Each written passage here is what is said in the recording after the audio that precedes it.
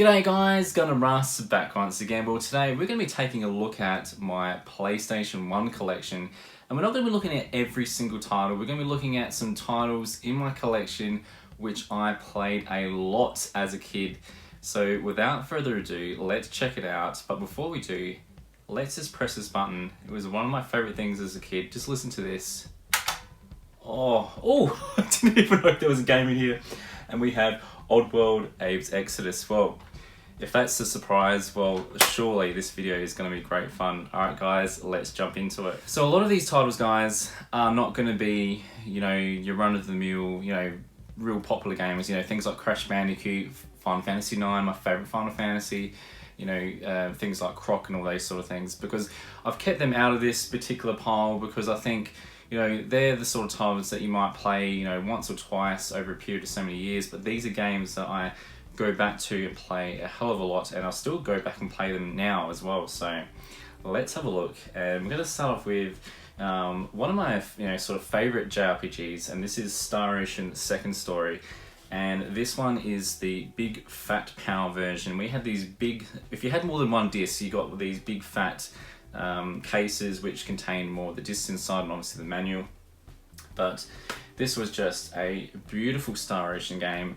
Great story. Do you remember the days that when you had instruction manuals, guys? Oh my god, this is really good condition. Now, this one here cost me around $80 Australian back in the day, and if you try and look it up in Power Region, it still goes for quite a lot of money as well. PlayStation 1 games are very expensive here, especially for the more sought after JRPG titles. But I'll always remember the music and the story behind this and the characters. It was just a very memorable game. If you can find this game on PlayStation 1, do a bit of searching. Probably, if people are in Australia, have a look in Europe, get the power versions from there, because often they are a lot cheaper than trying to find them here. Now, for the car nuts out there, we have this one of my favourite racing games on the PlayStation, and that is Toka 2 Touring Cars. Now, I got introduced to this game from my sister. She lent me a burnt copy of the game, and I loved it. I loved it so much that I ended up going out and buying this it was called Bestsellers, and this was kind of like a platinum sort of version that was put out by Codemasters, so often you could pick these up for fairly cheap, and I think from memory it was about $25 when I got this. But seeing this up close, I remember just as a kid just flipping through the manual and looking at some of the cars and that and there, and trying to get some tips from within the book. It was so cool. But this was just such a memorable racing game because you had some real standout tracks. Yeah, you had 9 international tracks within this. But one of the coolest features, because a lot of racing games didn't tend to have it, was the fact you have weather effects. So you'd have real torrential rain, and you had to go in, and real-time pit stops you had in this game as well. You'd come in, get your tyres, come back out. You did not want to forget your wet weather tyres, because your car would be absolutely destroyed. There was damage to this game, and I'll tell you what, the damage was crazy. I still remember, and I know a lot of you guys up there would have done the same thing as me, turning your car around, racing opposite direction, and smashing into the leader. Ooh, was that so satisfying. But yes, this is one of my favorites. Oh yes, this one always, just seeing the cover of this always gets me excited. And I know my good friend Josh, childhood friend, him and I used to play this a lot, and he was much better than me at this. And I must say that in most games he was better than me, but this one here, Speed Freaks, one of my favorite karting games, and it still surprises me to this day that a lot of people don't know about this, but it was so good. I remember using Tempest in this for my favorite characters. It was so cool. But there was a good variety of tracks within this kart racer, and as you progress through the championship, you would unlock other characters, and then you can go further and further in the game. And did it ramp up with difficulty? It did. But an interesting story behind this was, and I've told this before on a stream, was that I remember my mum came into my room, and this is many years ago, and she's like, comes in, she's like, could I have a go? And I was like, okay, sure. So mum had a go on the race, and this particular track would only take probably about a minute and a half, but she took nearly 20 minutes to get around. It was absolutely hilarious, but it was a great memory I had with my mum. But yeah, it was just so funny. But this, guys, is an absolute gem among gems, as my friend MarktheMartian would say, within the PlayStation 1 library. Now this next one, look, it wasn't the greatest game of all time, but I remember this was like one of my sort of first experiences with playing some fighter games on the PlayStation 1. And this was Dynasty Warriors. Now, interesting enough, I know you guys are probably thinking this is the hack and slash game that we're so used to with Dynasty Warriors. Well, funny enough, back in the day on PlayStation 1, the very first title was actually a fighter. So it was kind of like, you know, your Tekken or your Dead or Alive.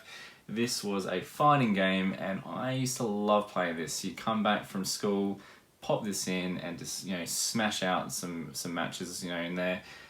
It's a really solid title. Look, it doesn't really hold up well today, and even back then, I must admit, you know, when you're comparing it to things like Tekken, it wasn't up there, but it's still a really fun title to go back to every now and then. And then we have this, guys, one of my holy grails of games. This one here is Ape Escape. Now, you will see back here, we got the Ape Escape back here. But yeah, this is just, oh my god, one of my favourite games, and I so wish that PlayStation would bring this back. And I keep throwing out little tweets and throwing out messages to PlayStation that they need to bring this back, but hopefully one day we will see it. And funny enough, I'm actually playing Ape Escape 2 on the PS4, you can download that.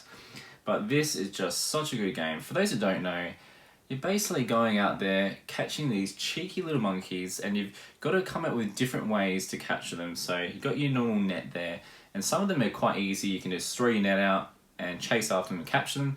Other things, you need to lure them in with like food, or you'll need to hit them with your weapon to knock them out of it. It sounds a little bit, you know, violence against animals. No, it's not a thing, but in this game, sometimes you need to give the monkeys a little bit of a smack on the bum, and that allows you to capture them. And some of them, it gets quite tricky towards the end. You've got to try and, you know, use your noggin and think about how am I going to get this monkey, and it's quite fun. And I advise if you play this game, or you play Ape Escape 2 on the PS4, you know, try not to look up anything on YouTube or, you know, on the website until you figure it out for yourself, because it's so much more satisfying when you work it out. But, you know, by all means, if this monkey's taking you a couple of hours to try and figure out how to capture him, then jump on and see if you can find it. But this, guys, is just an absolute gem in my collection. And, you know, funny enough, whenever I see these pop up on eBay, sometimes I get tempted to buy another copy, but I know that I will not do that, because I want you guys to have, you know, hopefully if you can't find it, you'll come across it. So this is a great title, Ape Escape. Now we've got this one here. The cover's actually pretty beaten up. I got this for a couple, I think it was only a few bucks at a cash converters, which is like a I was about to say a porn site, a porn store. Sorry, mind in the gutter. But we have Grand Theft Auto 2, and this was just really fun playing this as a kid. Although I think Mum wasn't too impressed with me playing with the, you know, the fact that you go around killing people and run them over, but I just absolutely loved it. It was kind of like that little Micro Machine sort of style graphics, and I kind of liked that. I thought it was really neat.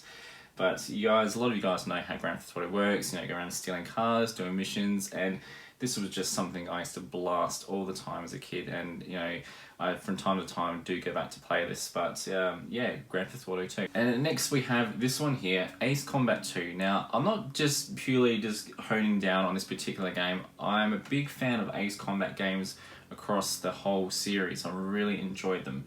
But this was like one that really got me into the series. I remember, you know, playing this during one school holidays and just, you know, going out and doing the missions, unlocking new jets and aircraft. It was so fun. And I still remember, you know, my good friend Josh coming over, and we're playing this during the holidays, and we had an absolute blast. We'd spend the whole day trying to unlock different jets, and, you know, it was just such a memorable game, and I loved it to bits. You know, just going out there and blowing the absolute poop out of the enemies.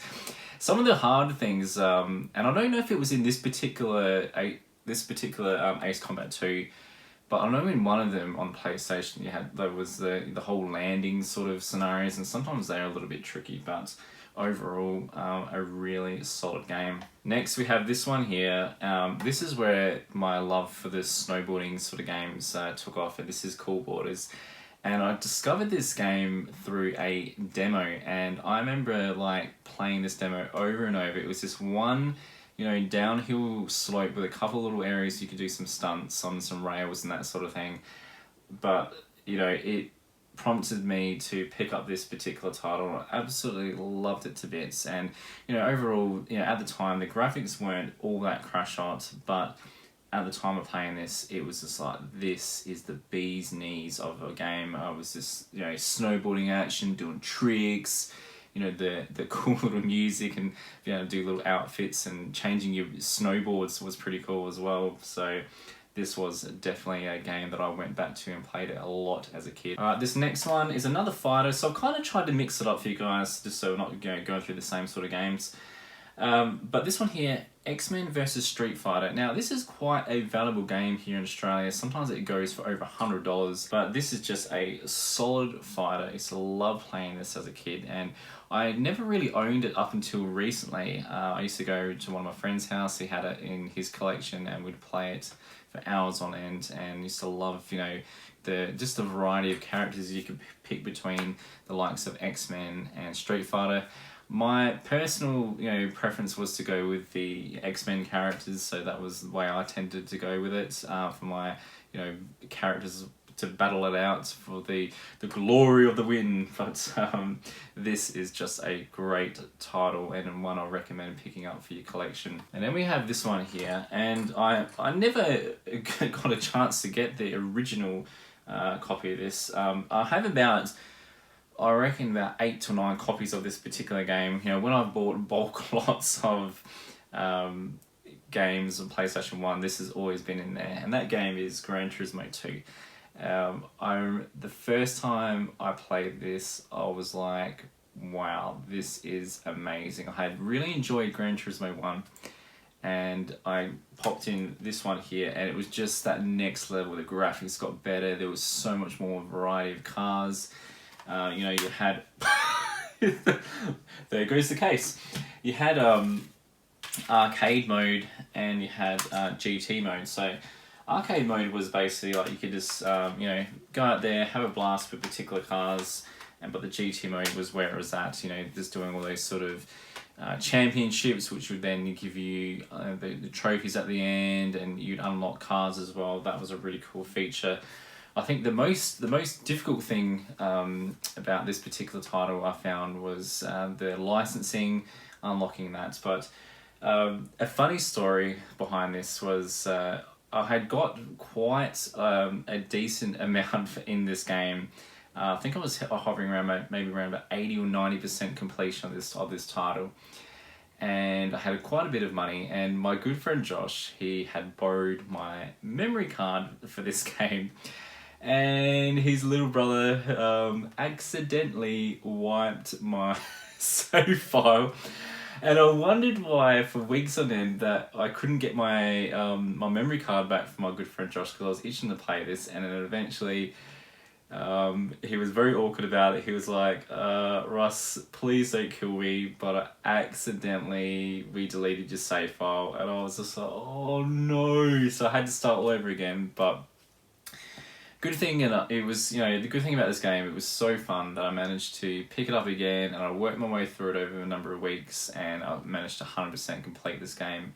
And that was just such a huge achievement as a kid to, you know, complete this. It's not the easiest game out there to complete, I must admit. So if you've one of these people that did complete this 100%, you deserve lots and lots of praise. Gold star to you. Now, this next one has got a lot of sticky goo on it, but nevertheless, we have Dino Crisis. This was awesome. You know, I've always been a big fan of dinosaurs since a little kid, going to the museum. Jurassic Park, oh my god guys, like, remember the first time the Jurassic Park movies came out? Those were awesome.